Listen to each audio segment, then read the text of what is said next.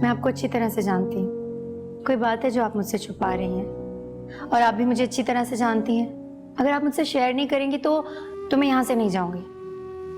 Guilt disturb कर रहा है, गिल्टी फील कर रही हूँ। गिल्टी? लेकिन क्यों? आपने तो कभी किसी के साथ गलत नहीं किया। मुझे लगता है कि मैं आपा का सही से ख्याल नहीं रख पाई, शायद कोताही हुई है, लापरवाही। अगर मैं आपा का जिम्मेदारी से ठीक तरीके से ख्याल रखती तो उनको ये चोट ना लगती।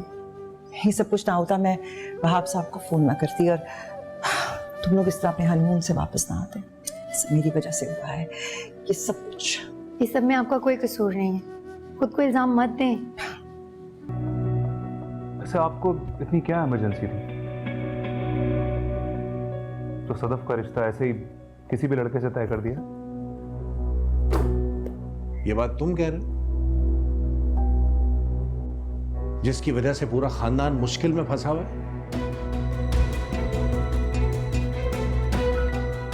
क्या चाहते क्या हो तुम? तुम्हारी वजह से आए दिन इस घर में पुलिस मौजूद होती है। क्या चाहते क्या हो कि लोग थूकना भी छोड़ दें इस घर पे? लेकिन सदफ अभी शादी नहीं करना चाहती, और आपने तो ठान ली कि अपनी औलाद की तो सुननी नहीं है। अपनी बकवास बंद करो और जितना कहा जा रहा है ना सिर्फ उतना करो। भाभी भाभी, ज़ैनब को तो बुलाएंगी ना शादी में? हाँ क्यों नहीं, जरूर। एक अकलौती नंद तो है हमारी।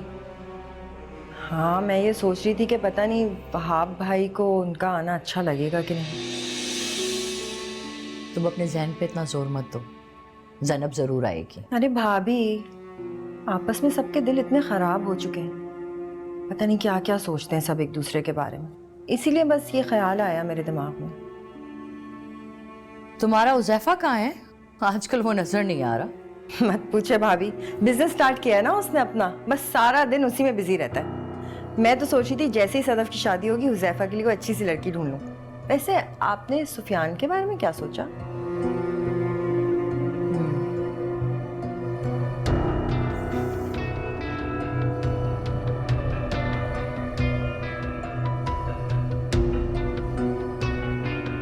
आप जानती हैं अच्छी तरह कि मुझे उस घर से यहाँ मेरे घर में किसी का आना भी पसंद नहीं है। खास तौर पे सुफियान, जब से उसने कातिलाना हमला करवाया है मेरे बच्चे पे। आपा, मुझे बिल्कुल इल्म नहीं था कि भाभी के साथ सुफियान भी आएगा। अगर इल्म होता तो मैं उसको रोक देती। मुजरिम है वो मेरे बेटे का। उसकी हिम्मत कैसे हुई इस घर में कदम रखने की? जुर्म नहीं, उस पर कुछ साबित नहीं हुआ है आपा। उसे मुजरिम ना कहे। और वैसे भी ये बात खत्म हो चुकी है, अब उसका तस्करा दोबारा करने का फायदा? बात साबित होने या ना साबित होने की नहीं है, मेरे जज्बात की है। उसने मेरे बच्चे पे कातिलाना हमला करवाया था। आप इस बात को माने या ना माने, मेरे दिल में उसके लिए जो जज्बात हैं उन्हें आप बदल नहीं सकते। आपने कैसे इजाजत दे दी उसे इस घर में कदम रखने की? आ गया था, वापस भेज देती। मैं आइंदा ख्याल रखूंगी। आइंदा उस घर से इस घर में कोई शख्स कदम नहीं रखेगा। ज़ैनब, आपको उनसे मिलना है, आप बेशक वहां जाके उनसे मिलें। उनमें से कोई यहां नहीं आएगा। सदफ, तुम नाश्ते के लिए क्यों नहीं आ रही हो? जब मेरे दिल में क्या है किसी को परवाह नहीं है तो खा पी के क्या करूंगी? इससे अच्छा मर जाऊं। ज्यादा फजूल बातें करने की जरूरत नहीं है, और चलो नाश्ते पे। पहले ही तुम नाश्ते की टेबल पे नहीं आई थी तो तुम्हारे बाप ने मुझे इतनी बातें सुना दी मेरी तरबियत करने पे। दुनिया भर की सारी बुराइयां उन्हें अपनी औलाद में नजर आती हैं। ज्यादा बकवास करने की जरूरत नहीं है। बाप है वो तुम्हारे, जो भी कहते हैं तुम दोनों बहन भाइयों की भलाई के लिए ही कहते हैं। नहीं चाहिए उनकी भलाई, उन्हें जाके कह दे। सदफ बस, अब एक लफ्ज भी मुंह से निकाला ना तो अच्छा नहीं हो। वैसे कौन सा अच्छा चल रहा है? सदफ, मेरी बर्दाश्त को मजीद मत आजमाओ।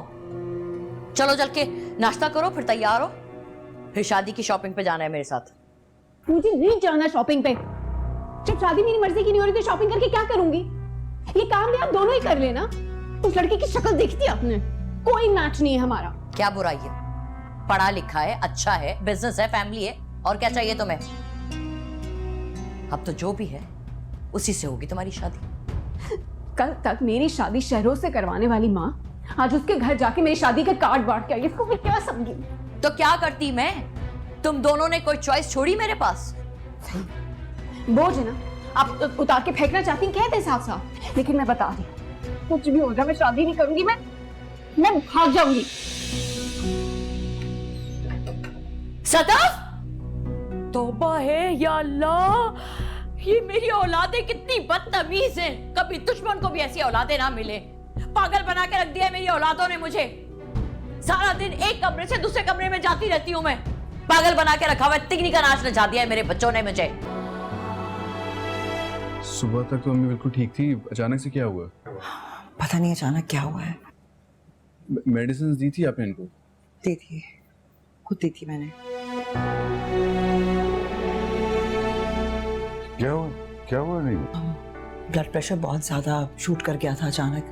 दवाई भी दी थी मैंने, अब मैंने सेडेटिव भी दी है, इसलिए थोड़ा आराम कर रही हैं। आपने अपॉइंटमेंट लिया था डॉक्टर से? सॉरी, मेरे जहन से बिल्कुल निकल गया, बिल्कुल भूल गई मैं। इतनी इम्पोर्टेंट बात आप कैसे भूल सकते? पता नहीं कैसे भूल गई मैं। जहन से निकल गया? आपको पता है कि यूएस जा रहा है वो डॉक्टर, अब अपॉइंटमेंट कैसे लेंगे आप? इतनी ज्यादा लापरवाही आप नईमा के बारे में कैसे कर सकती हैं? पता नहीं, बस मैं भूल गई, सॉरी, मैं जहन से निकल गया। मुझे भी अंदाजा नहीं था कि कल की बात का गुस्सा आप इस तरह से निकालेंगे। ये क्या कह रहे हैं आप? मैं ऐसी गिरी हुई हरकत कैसे कर सकती हूँ? यही तो समझने की मैं कोशिश कर रहा हूँ। बस कर दें आप लोग, बस कर दें। क्या हो गया? नजर नहीं आ रहा अम्मी की तबीयत खराब है? बच्चों की तरह लड़े जा रहे हैं आप लोग। बाद में लड़ लेना, अभी सोचिए क्या करना है। तुम एम्बुलेंस को फोन करो यार, कम ऑन, सामान उठाओ इसका प्लीज।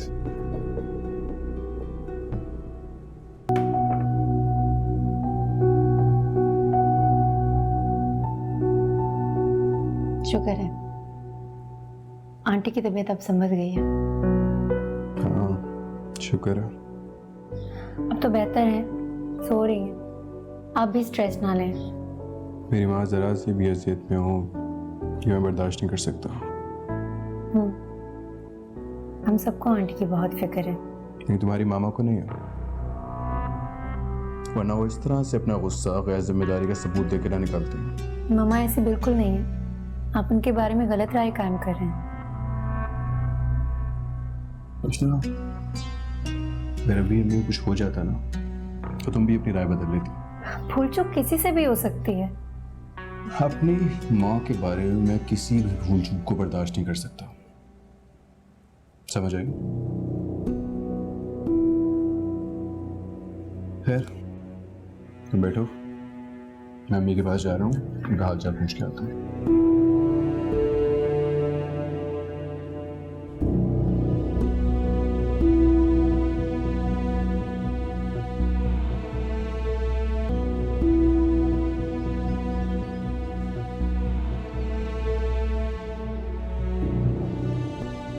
शुक्र है तुम्हारा चेहरा तो नजर आया। मुझे तो लगा था कि ये चांद अब शादी वाले दिन ही नजर आएगा।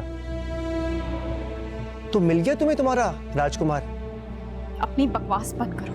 मैं तो तुम्हें मुबारकबाद दे रहा हूँ, तुम्हें बकवास क्यों लग रहा है? अपनी मुबारकबाद अपने पास रखो, मुझे नहीं चाहिए। वैसे तुम इस घर से चली जाओगी ना तो ये घर बड़ा सूना सूना हो जाएगा। अच्छा है ना, ये मनहूस शक्ल देखने से छुटकारा मिल जाएगा। अंगूर खट्टे हैं, दाल नहीं गली, तो ऐसी रिएक्ट करोगी। I know. ये जो तुम्हारी मनहूस शक्ल है ना, इसी मनहूस शक्ल को लेके दफा हो जाए, इससे पहले मेरे सब्र का पैमाना खत्म हो जाए और यही तुम जूते खाते में यहाँ से जाओ। जा रहा हूँ। मैं तो बस ये देखने के लिए आया था कि मासूम चिड़िया पर कटने के बाद कैसे फड़फड़ाती है। तुम्हें देख के बड़ी खुशी हुई।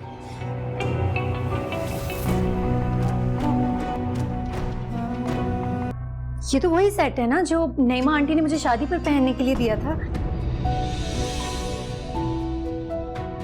ये तो वही ज्वेलरी है। ये कहाँ से मिली तुम्हें? आपके लॉकर में से। मेरी अलमारी में कैसे?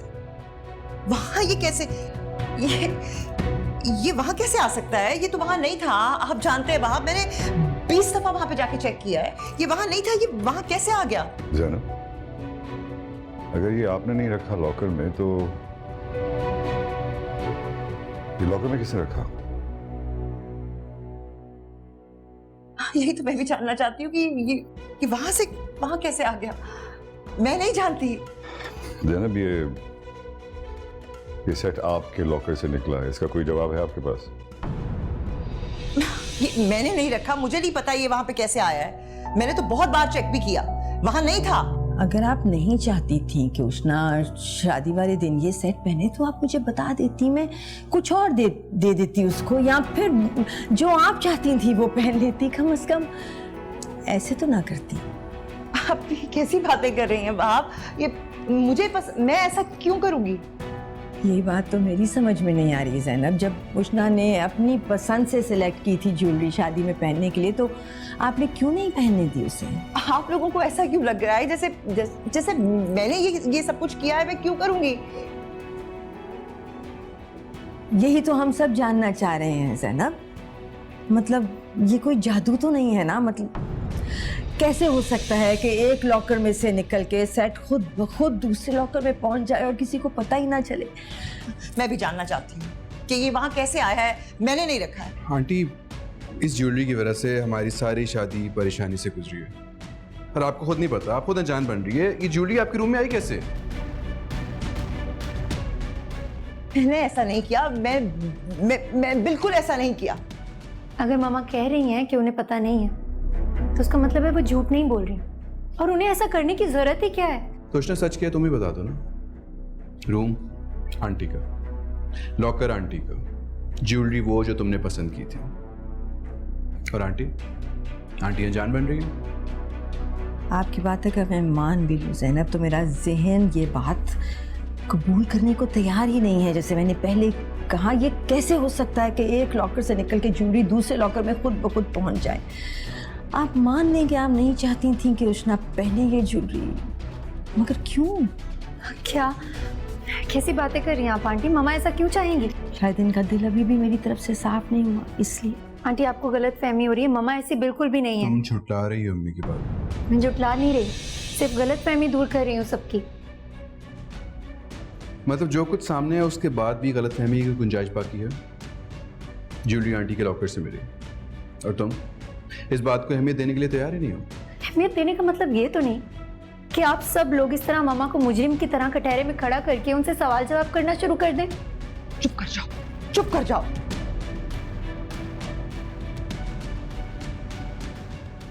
अच्छा, तुम इतनी जीनियस हो तो तुम खुद बता दो कि ये ज्वेलरी यहाँ पे कैसे आई? तुमने रखी है? हो सकता है घर के किसी नौकर। बस कर दो, छोड़ दो अभी।